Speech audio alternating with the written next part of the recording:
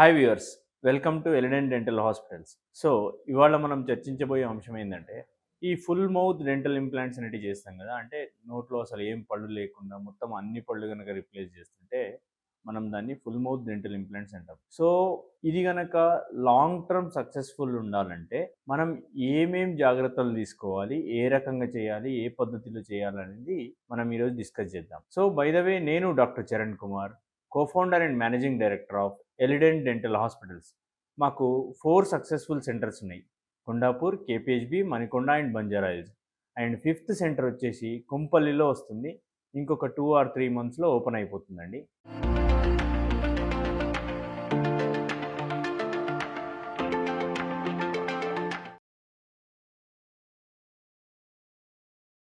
So టాపిక్లోకి వెళ్ళిపోతే అసలు ఈ ఇంప్లాంట్ అంటే ఏంటిది? యాక్చువల్గా మన పన్నుని తీసుకుంటే మనకి నోట్లో చాలా తక్కువ భాగమే కనబడుతుంది. ఎముక లోపలనే ఎక్కువ భాగం ఉంటుంది. అంటే ఆల్మోస్ట్ 70% భాగం ఎముక లోపల ఉంటుంది.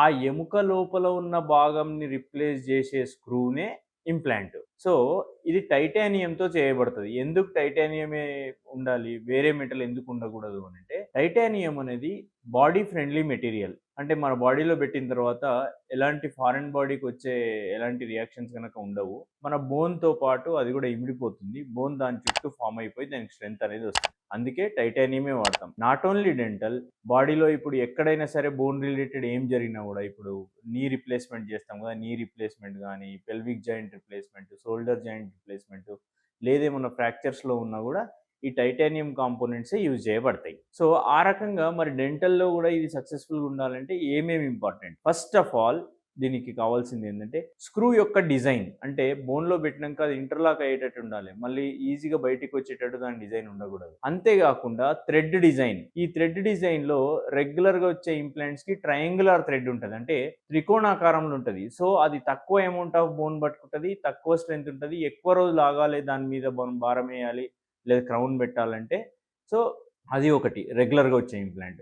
నెక్స్ట్ వచ్చేది యాక్టివ్ ఇంప్లాంట్స్ అంటాం. అంటే స్క్వేర్ థ్రెడ్ ఉంటుంది. స్క్వేర్ థ్రెడ్ ఉన్నప్పుడు ఏమైందంటే ఎక్కువ అమౌంట్ ఆఫ్ బోన్ని కంప్రైజ్ చేస్తుంది, ఆల్రెడీ ఉన్న హెల్దీ బోన్ సపోర్ట్ తీసుకుంటుంది. 70% ఆఫ్ కేసెస్లో మనం ఇమ్మీడియట్గా కూడా దాని మీద క్రౌన్ అనేది పెట్టేసేయాలి. సో ఇది ఈ మొదటిది. రెండవది ఏంటి అని అంటే మన ఎముక ఎట్లుంది అనేది. అంటే మన ఎముక ఎట్లుంది అనడానికి మళ్ళీ 2 రకాలు ఉంటాయి. ఒకటి క్వాలిటేటివ్, 2 క్వాంటిటేటివ్. క్వాలిటేటివ్ అంటే ఉన్న ఎముక ఎంత గట్టిగా ఉంది లేదా ఎంత మెత్తగా ఉంది అనేది. క్వాంటిటేటివ్ అంటే ఎంత అమౌంట్ ఆఫ్ ఎముక ఉంది అనేది. అంటే మనకి ఎక్కువ ఉందా, తక్కువ ఉందా, ఎంత ఉంది అనేది. ఒకవేళ ఎముక చూడడానికి చాలా ఎక్కువ ఉంది అయినా సరే సాఫ్ట్ ఉందనుకో, అప్పుడైనా సరే మనం ఎక్కువ రోజులు వెయిట్ చేయాల్సి వస్తుంది. లేదు ఎముక హార్డ్గా ఉంది అంటే మనం తొందరగానే దాని మీద టీత్ అనేది పెట్టేయచ్చు, లోడ్ చేయొచ్చు. నెక్స్ట్ వచ్చేసేసి ఎట్లా ప్లాన్ చేస్తున్నాము అనేది. యాక్చువల్గా మేము ఏం చేస్తాము అని అంటే, పేషెంట్ రాగానే ఒక ఇంట్రా ఓరల్ స్కాన్ తీసుకుంటాం. ఇంట్రా ఓరల్ స్కాన్లో ఏమొస్తుంది, మన చిగురులు ఎట్లున్నాయి, నములే సర్ఫేసెస్ ఎట్లున్నాయి, అన్ని టీత్ ఏ రకంగా తగులుతున్నాయి, అంటే అక్లూజన్ అంటాం కదా, ఏ రకంగా కొరుకుతున్నాం అనేది అది. ప్లస్ నెక్స్ట్ ఒక 3D ఎక్స్రే తీసుకుంటాం. 3D ఎక్స్రేలో ఏమొస్తుంది అంటే మన ఎముక ఎట్లుంది అనేది వస్తుంది. సో చేసేసి ఈ రెండుని ఇంటిగ్రేట్ చేస్తాం. ఇంటిగ్రేట్ చేసినప్పుడు మనకి ఎట్లా కొరుకుతున్నారు, ఎక్కడ ఎంత ఫోర్సెస్ పడతాయి, ఎక్కడ ఎలాంటి బోన్ ఉందనేది మనకు గైడెన్స్ వస్తుంది. సో ఎగ్జాక్ట్లీ ఆ కొరికే డైరెక్షన్కి ప్యారలల్గానే స్ట్రేట్గానే ఇంప్లాంట్ అనేది ఇస్తాం. సో అప్పుడు ఏమవుతుంది, ఇంప్లాంట్ క్రౌన్ అనేది సేమ్ ఒకటే ప్లేన్లో ఉండడం వల్ల ఫోర్సెస్ మొత్తం ఎముక మీద పడుతుంది. ఇంప్లాంట్ అనేది మనం పెట్టే క్యాప్కి 100% సపోర్టివ్గా ఉంటుంది. దానివల్ల లైఫ్ అనేది పెరుగుతుంది. సో ఇదొకటి.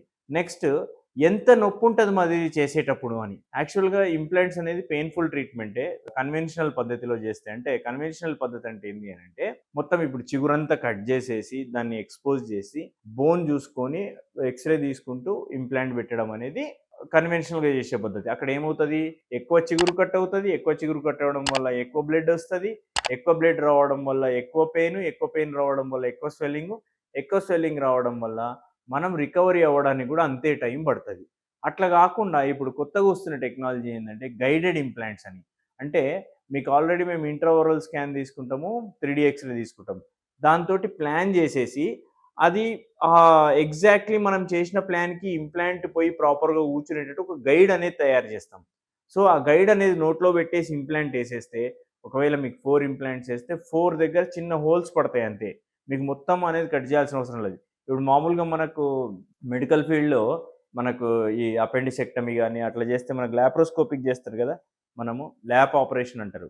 సో, అదే పద్ధతిలో ఇక్కడ గైడెడ్ ఇంప్లాంటాలజీ అన్నట్టు. So, with minimally invasive techniques అంటారు వీటిని. వాటి వల్ల మీకు తక్కువ బ్లీడింగు, తక్కువ స్వెల్లింగు, తక్కువ పెయిను, ఎర్లీ రికవరీ. ఏదో 1 ఆర్ 2 ఇంప్లాంట్స్ ఏసినాము ఒకటే సైడ్ అంటే గనక మీరు on the same day normal dinner చేయొచ్చు. సో, దీనివల్ల ఇంకా ఉన్న అడ్వాంటేజెస్ ఏందంటే చైర్ సైడ్ ప్రొసీజర్ టైం తగ్గుతది. అంతే గాకుండా పేషెంట్ కంఫర్ట్, కన్వీనియన్స్ పెరుగుతది. ప్లస్ చిగుర్లనేటియి ఎక్కువ డ్యామేజ్‌కి గురి కావు. సో, తక్కువ బ్లీడింగ్ ఉంటది. తొందరగా హీలింగ్ అవుతది. సో, ఇదొకటి. ప్లస్ నెక్స్ట్ వచ్చేసేసి ఎవరు చేస్తున్నారు? వాళ్ళ ఎక్స్‌పీరియన్స్ ఏంది? వాళ్ళ ఎక్స్‌పర్‌టైజ్ ఏంది? ఇప్పటివరకు ఎన్ని ఇంప్లాంట్ చేసినారు? వాళ్ళు అందులో బాగా ట్రైన్ అయ్యి ఉన్నారా లేదా? ప్రాపర్‌గా టెక్నాలజీ అంతా యూజ్ చేయగలుగుతారా లేదా? అనేది కూడా చాలా ఇంపార్టెంట్. నెక్స్ట్ ఇప్పటివరకు నేను చెప్పిందంతా కూడా మీకు ఇంప్లాంట్స్ అంటే మీకు నోట్లో పెట్టిన తర్వాత ఓన్లీ ఎముకలోనే కనబడతాయి గానీ మీకు నోట్లో కనబడవు. మీరు నమిలినా, నవ్వినా కనబడవు. ఓన్లీ ఎక్స్‌రేలోనే కనబడతాయి ఇవి. ఇప్పుడు నేను చెప్పబోయేది దానిపైన టీత్ గురించి. ఎప్పుడైనా సరే మనం ఒక టీత్ గాని, ఒక ఫిల్లింగ్ గాని పెడుతున్నాము అనంటే మేజర్‌గా చూసుకోవాల్సింది బ్యాలెన్స్‌డ్ అక్లూషన్ 2 సైడ్‌ల సమానంగా తగలాలి. సో, అట్లా తగలాలి అంటే మనం ఏం చేస్తామంటే chairside CAD CAM system అని డిజిటల్ స్మైల్ డిజైనింగ్ సాఫ్ట్‌వేర్ ఉంటది. సో, మీకున్న వర్టికల్ హైట్ ఎంత? మీరు నవ్వినప్పుడు ఎంత అమౌంట్ ఆఫ్ టీత్ కనబడాలి? మీరు నమిలినప్పుడు టీత్ హైట్ ఎంతుండాలి? అప్పుడు మీ ఫేస్ ప్రొఫైల్ ఏ రకంగా చేంజ్ అవుతది? ఇవన్నీ దృష్టిలో పెట్టుకొని మేము డిజైన్ చేస్తాం. ఆ రకంగా చేస్తే గనక మీకు ఇంప్లాంట్ అనేది కూడా లాంగ్ టర్మ్ ఉంటది. లేదు అనంటే ఈ ఫోర్సెస్ గనక ప్రాపర్‌గా పడకపోతే ఫస్ట్ వచ్చే ప్రాబ్లమ్ ఇంప్లాంట్స్ లూజ్ అవ్వడము, లేదు ఇంప్లాంట్స్ ఫెయిల్ అవ్వడం అనుకోండి.